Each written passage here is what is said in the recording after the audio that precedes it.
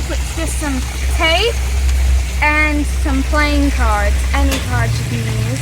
So what you want to do is just get some tape and put it in the middle of your card. And put it in the middle of your card just like this. Like this. So you have to you don't want to do it this way or your card will fling off. It has to be like this. So to put on secure. Should look like that. Next you want to get your number 2 card. The second card. There you go.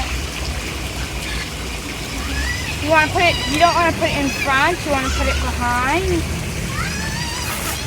Like this. So it's behind.